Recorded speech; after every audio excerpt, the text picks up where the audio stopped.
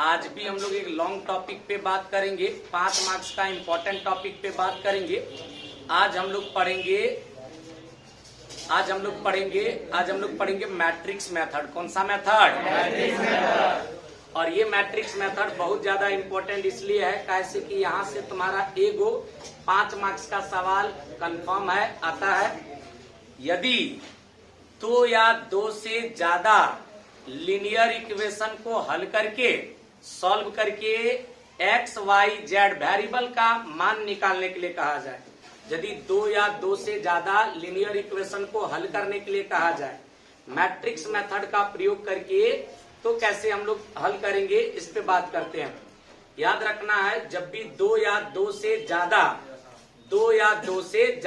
Linear equation को हल करके सॉल्यूशन निकालना हो, यदि 2 या 2 से ज्यादा लीनियर इक्वेशन को हल करने के लिए कहा जाए मैट्रिक्स मेथड का प्रयोग करके, तो हम सब काम हमेशा 6 स्टेप में करते हैं। क्या स्टेप? 6 स्टेप। तो बारी बारी से 6 स्टेप पे हम थोड़ा सा बात कर लेते हैं। अब कॉन्सेप्ट को समझ लेते हैं, फिर क्वेश्चन के माध्यम से हम लोग सॉल्यूशन देखेंगे। देखते चलो दोस्त, याद रखना दोस्त, अभी हम लोग पढ़ने वाले हैं मैट्रिक्स मेथड। कौन सा मेथड? Matrix method. कौन सा मेथड? Matrix method. ध्यान से देखना है, ये मेथड बहुत ज्यादा इम्पोर्टेंट है। यहाँ से तुम्हारा बोर्ड एग्जाम में एक शानदार 5 मार्क्स का सवाल आने वाला है। कितना मार्क्स का? 5 मार्क्स। लॉन्ग टाइप का क्वेश्चन रहेगा, तो थोड़ा सा ध्यान देना है। अब बहुत ज्यादा इम्पोर्टेंट टॉपिक है बाबू। यदि 2 या 2 से अधिक लीनियर इक्वेशन को हल करने के लिए कहा जाए, 2 या 2 से अधिक रैखिक समीकरण को हल करने के लिए कहा जाए, तो लगाएंगे हम लोग मैट्रिक्स मेथड। कौन सा मेथड? अब मैट्रिक्स मेथड करता है 6 स्टेप में काम करिए। क्या स्टेप? बाबू रूल का स्टेप नंबर 1 क्या करता है? रूल का स्टेप नंबर 1 कहता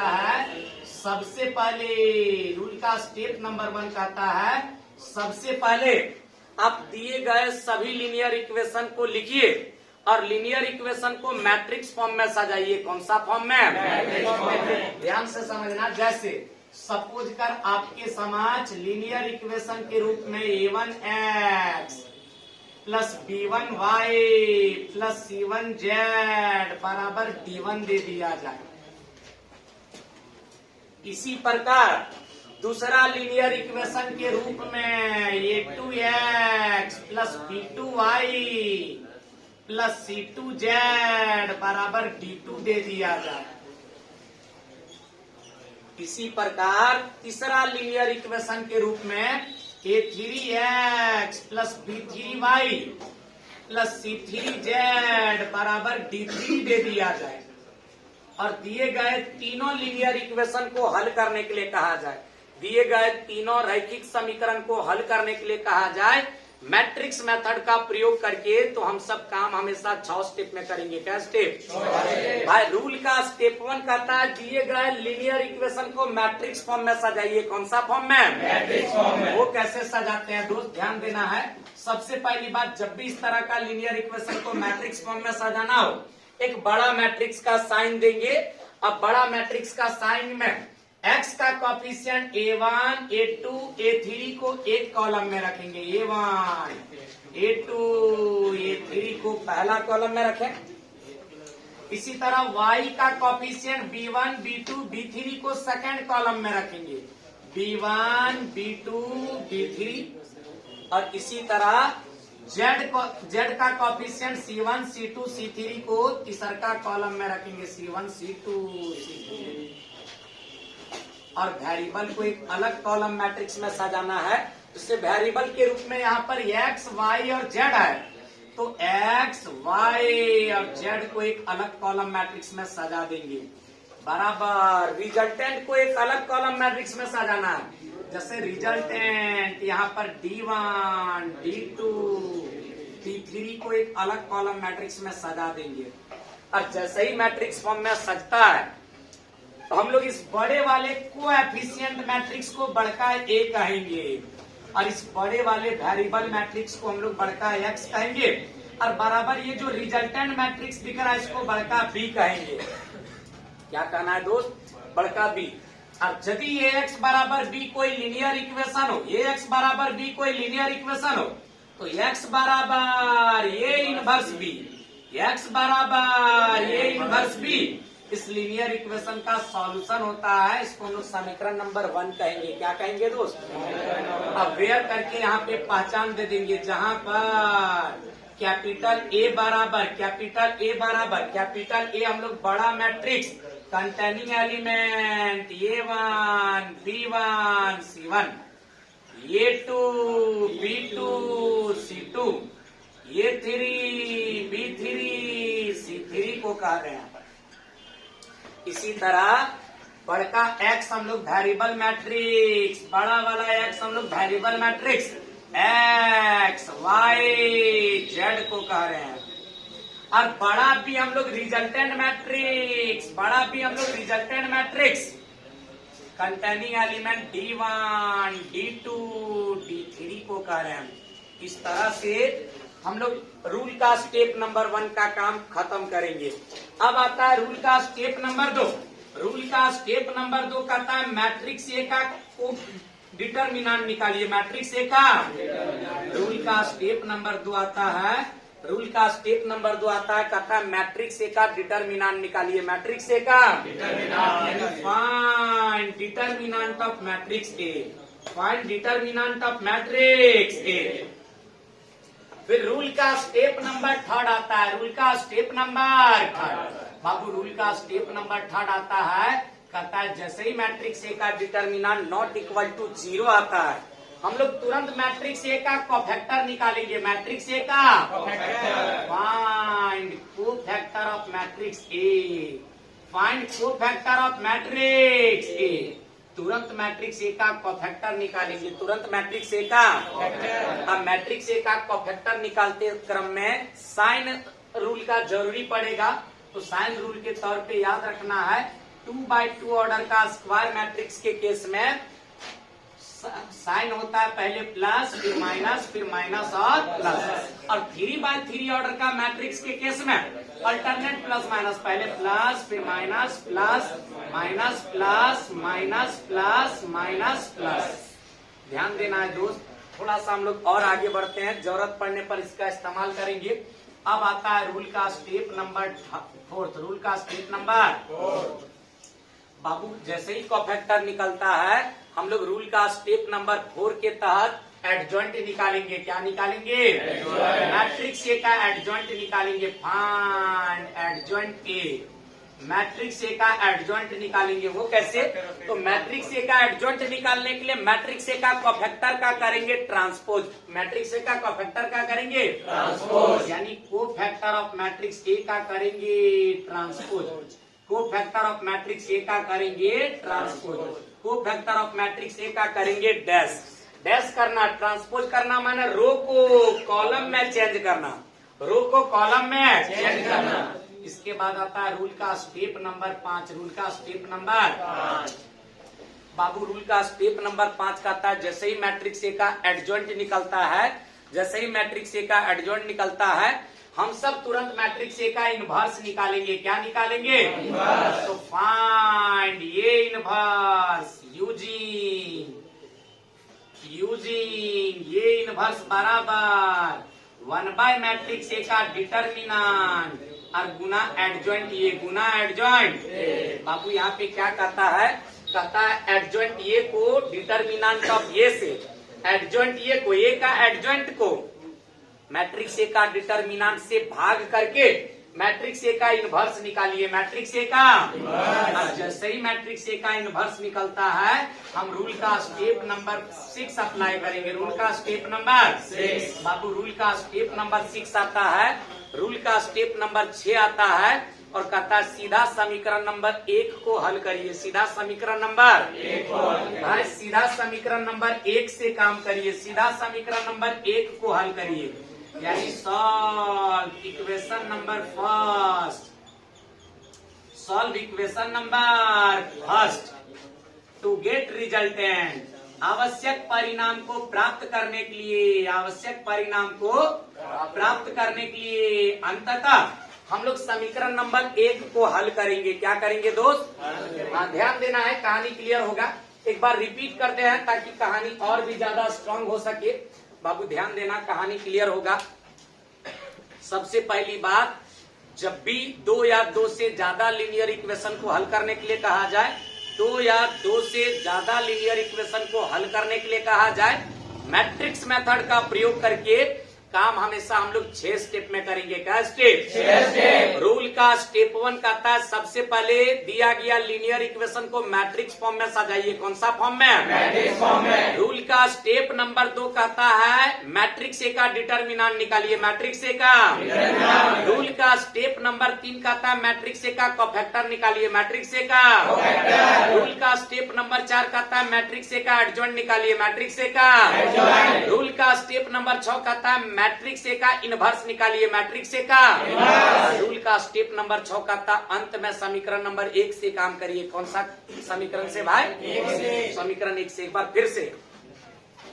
बार फिर से बाबू ध्यान देना, कहानी क्लियर होगा। क्या तैयार है बॉस? ध्यान देना है, जब भी 2 या 2 से ज्यादा लीनियर इक्वेशन को हल करके सॉल्यूशन निकालने के लिए कहा जाए, काम हमेशा हम सब 6 स्टेप में करेंगे। क्या स्टेप? 6 स्टेप। रूल का स्टेप 1 कहता है सबसे पहले दिया गया लीनियर इक्वेशन को मैट्रिक्स फॉर्म में सजाइए। कौन सा फॉर्म में? मैट्रिक्स फॉर्म में। रूल का स्टेप नंबर 2 कहता है मैट्रिक्स ए का डिटर्मिनेंट निकालिए। मैट्रिक्स ए का रूल का स्टेप नंबर 3 कहता है मैट्रिक्स ए का कोफैक्टर निकालिए। मैट्रिक्स ए का रूल का स्टेप नंबर 4 कहता है मैट्रिक्स ए का एडजॉइंट निकालिए। मैट्रिक्स ए का।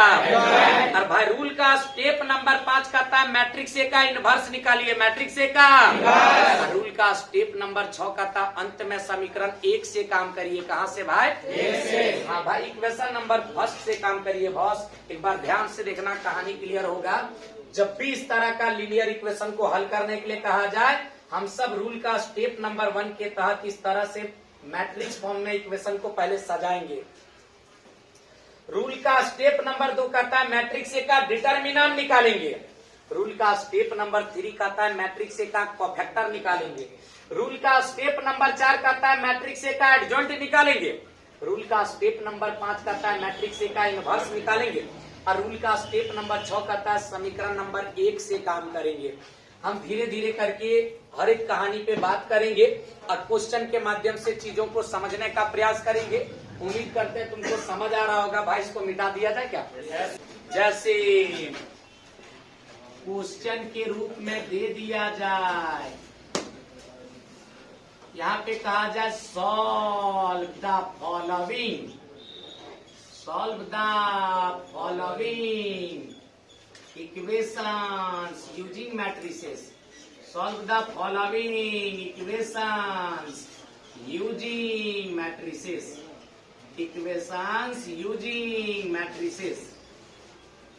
यूजिंग मैट्रिसेस कहा जाए मैट्रिसेस का प्रयोग करके आप दिए गए निम्नलिखित लीनियर इक्वेशन को हल करिए। चीजों को हल करेंगे, एक बार समझने का प्रयास करते हैं। जब भी इस तरह का लीनियर इक्वेशन को हल करने के लिए कहा जाए, हम लोग मैट्रिक्स मेथड का प्रयोग करेंगे। कौन सा मेथड? Matrix method. अच्छा, क्वेश्चन को पढ़ते हैं। क्वेश्चन में कहा जा रहा है solve the following equations using matrices. कहा जा रहा है दिए गए निम्नलिखित इक्वेशन को मैट्रिसेस का प्रयोग से हल करिए, यानी मैट्रिक्स मेथड का यूज करके हल करिए। बाबू, जब भी इस तरह का लीनियर इक्वेशन को मैट्रिक्स मेथड का प्रयोग से हल करने के लिए कहा जाए, काम हम सब भाई 6 स्टेप में करेंगे। क्या स्टेप? 6 स्टेप। भाई, रूल का स्टेप नंबर 1 आता है और कहता है सबसे पहले, रूल का स्टेप नंबर 1 आता है, कहता है सबसे पहले दिया गया कंप्लीट लीनियर इक्वेशन को मैट्रिक्स फॉर्म में सजाइए। कौन सा फॉर्म में? मैट्रिक्स फॉर्म में। वो कैसे भाई? यहाँ लिखेंगे गिवन, दिया गया है। क्या दिया गया है दोस्त? पहला लीनियर इक्वेशन के रूप में x minus Y plus Z is equal to 4, और दूसरा लीनियर इक्वेशन के रूप में 2x plus Y minus 3z is equal to 0, और तीसरा लीनियर इक्वेशन के रूप में x plus Y plus Z is equal to 2। अब क्या करना है? दिए गए तीनों लीनियर इक्वेशन को मैट्रिक्स फॉर्म में सजाना है। तो भाई मैट्रिक्स फॉर्म में कैसे सजाएंगे? ध्यान देना। जब भी मैट्रिक्स फॉर्म में सजाने के लिए कहा जाए एक बड़ा मैट्रिक्स का साइन लेंगे। सजाते समय x का कोएफिशिएंट को एक कॉलम में, y का कोएफिशिएंट को एक कॉलम में, z का कोएफिशिएंट को एक कॉलम में रखेंगे। x का कोएफिशिएंट यहाँ पर 1 है, y का x का कोएफिशिएंट यहाँ पर 2 है, x का कोएफिशिएंट यहाँ पर 1 है, y का कोएफिशिएंट -1, y का कोएफिशिएंट +1 और y का कोएफिशिएंट +1, z का कोएफिशिएंट +1, z का कोएफिशिएंट -3, z का कोएफिशिएंट +1 है। अब वेरिएबल को एक अलग कॉलम मैट्रिक्स में, वेरिएबल को एक अलग कॉलम मैट्रिक्स में, वेरिएबल x, y और z है, तो यहाँ पर लिख देंगे x, y, z। और रिजल्टेंट को एक अलग कॉलम मैट्रिक्स में, बाबू रिजल्टेंट के रूप में क्या है 4, 0, 2, यहाँ लिख देंगे 4, 0, 2। इस तरह से सजा लेने के बाद नामकरण करेंगे। इस बड़े वाले कोएफिशिएंट मैट्रिक्स को बड़का ए कहेंगे, बड़ा वाला वेरिएबल मैट्रिक्स को बड़का x बराबर ये जो रिजल्टेंट मैट्रिक्स है इसको बड़का b। यदि x बराबर b कोई लीनियर इक्वेशन हो तो x बराबर ये इनवर्स b इस लीनियर इक्वेशन का सॉल्यूशन होता है। क्या होता है भाई? हल होता है। क्या होता है भाई? हम वेयर करके पहचान लिखेंगे, वेयर, जहां पर बाबू कैपिटल ए हम लोग किसको कह रहे हैं, कैपिटल ए हम लोग बड़े वाले कोएफिशिएंट मैट्रिक्स कंटेनिंग एलिमेंट 1, 2, 1, फिर -1, 1, 1, फिर +1, -3, +1 को कह रहे हैं। और बताओ बड़ा एक्स हम लोग किसको कह रहे हैं भाई? बड़ा एक्स हम लोग variable matrix X, Y, Z को कह रहे हैं। और ये रिजल्टेंट मैट्रिक्स हम लोग बड़ा बी को कह रहे हैं, बड़ा B resultant matrix having element 4, 0, 2 को कह रहे हैं। इसको इस तरह से सजा लेने के बाद रूल का स्टेप नंबर 1 खत्म होता है। हम लोग बात करेंगे रूल का स्टेप नंबर 2 पे। रूल का स्टेप नंबर 2 बाबू, रूल का स्टेप नंबर 2 आता है, कहता है मैट्रिक्स ए का डिटर्मिनेंट निकालिए। मैट्रिक्स ए का, सभी लोग को बोलना है मैट्रिक्स ए का, मैट्रिक्स ए का डिटर्मिनेंट निकालना है। चलो देखते हैं मैट्रिक्स ए का डिटर्मिनेंट कैसे निकलेगा। बाबू बताओ, मैट्रिक्स ए का डिटर्मिनेंट हम लोग पहला रो के अलॉन्ग एक्सपेंड करके निकालेंगे। पहला रो का पहला एलिमेंट 1 है तो 1 के सामने वाला कॉलम खत्म, सामने वाला रो खत्म। बताओ यहाँ 1 लिखा जाएगा, पहले यहाँ लिखाएगा 1, फिर यहाँ पे बता दो 2, एक सामने कॉलम खत्म, सामने रो खत्म, तो बचा 1, 1, -3 और 1, यहाँ लिख देंगे 1, 1, -3 और 1। फिर पहला रो का बीच वाला एलिमेंट -1 को लिखेंगे माइनस के साथ लिखेंगे -1। और एक सामने वाला कॉलम खत्म, सामने वाला रो खत्म, सामने कॉलम खत्म, सामने रो खत्म, तो 2, 1, -3 और 1, यहाँ लिख देंगे 2, 1, -3 और 1। इसी तरह फिर बताना पहला रो का लास्ट वाला एलिमेंट +1 को लिखेंगे और एक सामने वाला कॉलम खत्म और सामने वाला रो खत्म, तो 2, 1, 1, 1, यहाँ लिख देंगे 2, 1, 1, 1। ध्यान देना है दोस्त, कहानी क्लियर होगा। एक जैसे के तैसे 2/2 का डिटर्मिनेंट को हल करने का नियम कहता है 1 जाएगा 1 से गुना होगा, 1 गुने 1 हो जाएगा 1, बीच में माइनस। बताओ 1 जाके 1 से गुना होगा, बीच में माइनस, फिर 1 जाकर के -3 से गुना होगा -3, अब बीच वाला माइनस से टकराएगा +3, माइनस गुना माइनस हो जाएगा +1, 1 जाएगा 2 से टकराएगा 2, बीच में -1 जाएगा -3 से टकराएगा -3, अब बीच वाला माइनस से टकराएगा +3 +1, 1 जाएगा 2 से टकराएगा 2, बीच में -1 जाके 1 से टकराएगा 1। ध्यान देना है दोस्त, बता दो यहाँ पे 1 और 3 हो जाएगा 4, 4 एकम 4, 2 और 3 5, 5 एकम 5, 2 में से 1 जाएगा 1, 1 एकम 1, 1 और 5 और 4 10 आ रहा है, जो कि 0 के बराबर। यदि मैट्रिक्स ए का डिटर्मिनेंट नॉट इक्वल टू 0 आए तो हम लोग रूल का स्टेप नंबर 3 के तहत कोफैक्टर निकालेंगे। क्या निकालेंगे? हाँ, रूल का स्टेप नंबर 3 लगाएंगे। रूल का स्टेप नंबर 3 आता है, कहता है मैट्रिक्स ए का कोफैक्टर निकालिए। मैट्रिक्स ए का कोफैक्टर ऑफ मैट्रिक्स ए निकालिए। मैट्रिक्स ए का कोफैक्टर जब भी निकालना हो, एक बड़ा मैट्रिक्स का साइन लेंगे और मैट्रिक्स ए के अंदर 9 एलिमेंट था, 9 एलिमेंट का बारी बारी से हम लोग कोफैक्टर निकालेंगे। पहले एक का कोफैक्टर निकालेंगे, का सामने कॉलम खत्म, सामने रो खत्म, ये 4 गो बचा, एक जाएगा, एक से टकराएगा एक, यहां लिख देते हैं एक, बीच में माइनस, ये एक जाएगा -3 से टकराएगा -3 और बीच वाला माइनस से टकराएगा तो +3। फिर यहाँ पे हम R1 का सेकेंड एलिमेंट -1 का हम कोफैक्टर निकालेंगे, तो वो कैसे, सामने वाला कॉलम खत्म और सामने वाला रो खत्म, तो ये दोनों और ये दोनों बचा, एक जाएगा 2 से टकराएगा 2, बीच में माइनस, ये एक जाएगा -3 से टकराएगा -3, बीच वाला माइनस से टकरा के +3। फिर यहाँ पे देखना है दोस्त, फिर यहाँ पे हम एक का कोफैक्टर निकालना चाहते हैं, एक का कोफैक्टर निकालना चाहते हैं, सामने कॉलम खत्म और सामने वाला रो खत्म, सामने वाला कॉलम खत्म और सामने वाला रो खत्म, 2 1 1 1, एक जाएगा 2 से टकराएगा 2, बीच में माइनस, एक जाएगा 1 से टकराएगा 1, यानी यहाँ पर आ जाएगा 2 - 1। फिर यहाँ पे बीच वाला, ये वाला 2 का कोफैक्टर निकालना है, तक सामने कॉलम खत्म और सामने वाला रो खत्म, ये 2 और ये 2 बचा, एक जाएगा -1 से टकराएगा -1, बीच में माइनस, एक जाएगा 1 से टकराएगा 1, यानी -1 -1। फिर यहाँ पे बीच वाला एलिमेंट हम एक का कोफैक्टर निकालना चाहते हैं, सामने कॉलम खत्म और सामने वाला रो खत्म, एक जाएगा 1 से टकराएगा 1, बीच में माइनस, एक जाके 1 से टकराएगा 1, यानी 1 - 1। फिर यहाँ पे हमको नेक्स्ट एलिमेंट का कोफैक्टर निकालना, -3 का कोफैक्टर, सामने कॉलम खत्म और सामने वाला रो खत्म, तो ये दोनों और ये दोनों बचा, एक जाके 1 से टकराएगा 1, बीच में माइनस, एक जाके -1 से टकराएगा -1, यानी 1 माइनस और फिर -1। फिर यहाँ पे नेक्स्ट एलिमेंट 1 का कोफैक्टर, सामने कॉलम खत्म, सामने रो खत्म, ये -3 -1 से टकराएगा +3, बीच में माइनस, ये एक जाएगा 1 से टकराएगा 1। फिर हमको एक का कोफैक्टर, सामने कॉलम खत्म, सामने रो खत्म, -3 जाके 1 से टकराएगा -3, बीच में -2 जाके 1 से टकराएगा 2, यानी -3 - 2। फिर नेक्स्ट एलिमेंट हमको यहाँ एक का कोफैक्टर, सामने कॉलम खत्म, सामने रो खत्म, ये एक जाएगा 1 से टकराएगा 1, बीच में -2 जाके -1 से टकराएगा -2, यानी 1 - 2।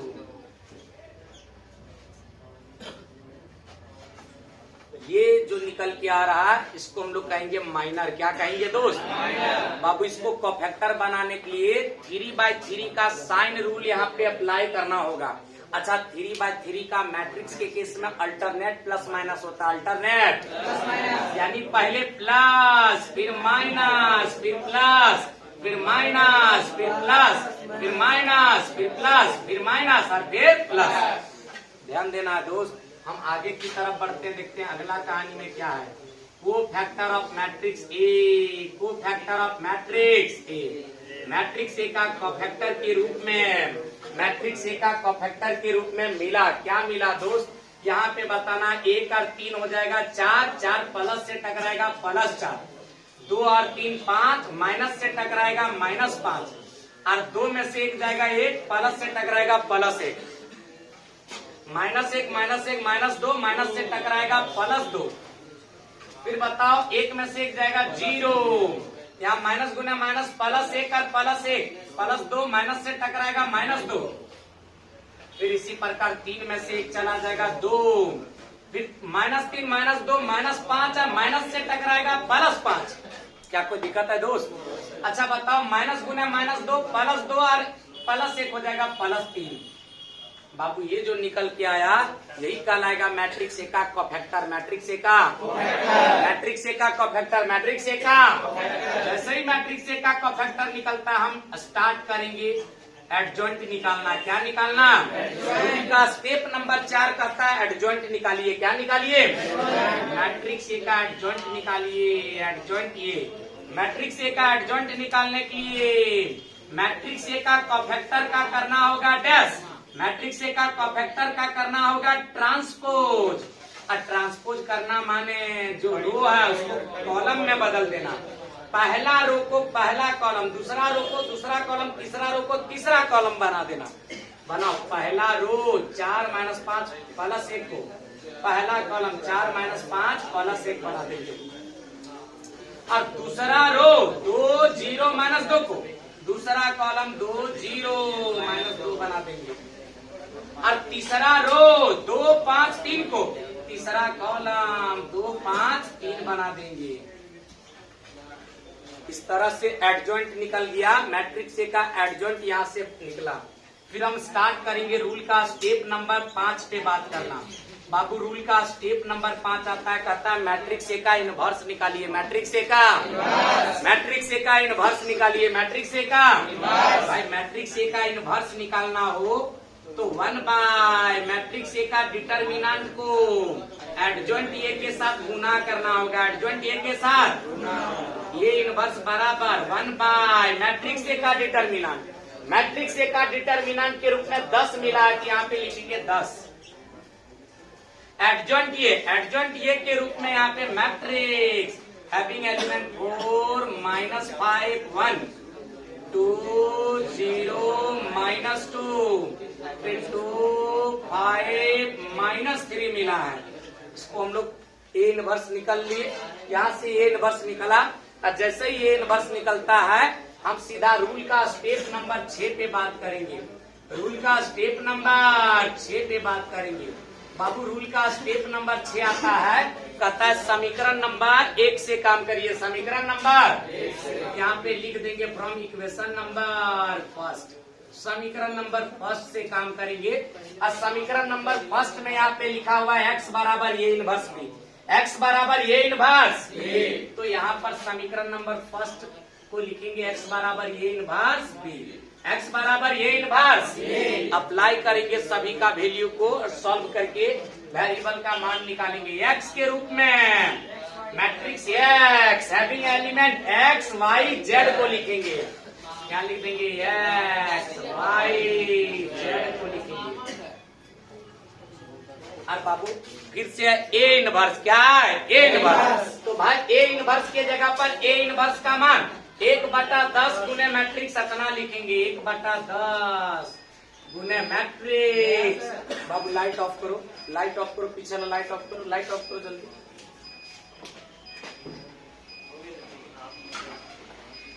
लाइट ऑफ करो।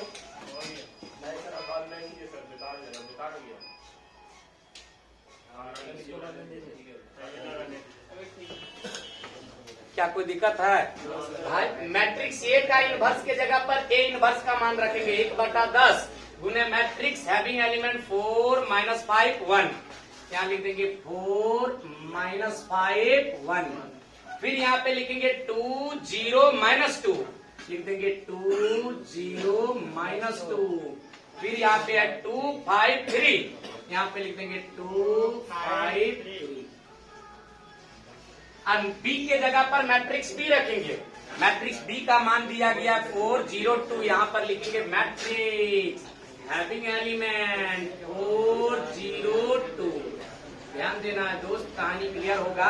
यहाँ matrix having element x y z और बराबर यहाँ 1/10 जैसे कि बापू यहाँ पे ये दोनों मैट्रिक्स को गुना करना है। ये दोनों मैट्रिक्स को गुना करना है। दो मैट्रिक्स का गुणनफल निकालते समय हम सब 7 को याद करते हैं। किसको याद करते हैं? ये 7 याद दिलाता है, ये 7 याद दिलाता है। पहला का रो चलेगा, दूसरा का पहला मैट्रिक्स का रो चलेगा, दूसरा का यानी पहला रो का काम पहला कॉलम से, फिर दूसरा रो का काम पहला कॉलम से, फिर तीसरा रो का काम पहला कॉलम से। यहाँ पे बताओ, पहला रो का काम पहला कॉलम से, 4 जाएगा 4 से, 2 जाएगा 0 से और 2 जाएगा 2 से। 4 चौके 16 और 2 गुना 0 0 और 2 दूना। क्लियर है बॉस? ध्यान देना है, कहानी क्लियर होगा। हम फिर R2 यानी दूसरका रो को पहलका रो के साथ गुना करेंगे। -5 चौके -20 और 0 गुने 0 0, फिर 5 दूनी 10। इसी प्रकार हम क्या करेंगे, तीसरा रो को पहला कॉलम से, तीसरा रो को पहला कॉलम से, 1 जाएगा 4 से, -2 जाएगा 0 से, और 3 जाएगा 2 से। 1 जाएगा 4 से, गुना होगा तो 4, और -2 गुने 0 हो जाएगा 0, और 3 दूनी 6। ध्यान देना दोस्त, कहानी क्लियर होगा। Matrix having element x y z, यहाँ पे बताना है, डायरेक्ट हम यहाँ पे भाग लगाते हैं। अच्छा, यहाँ पे क्या है, 16 और 4 20 को ये 10 काटेगा, कै बार में? 2 बार में।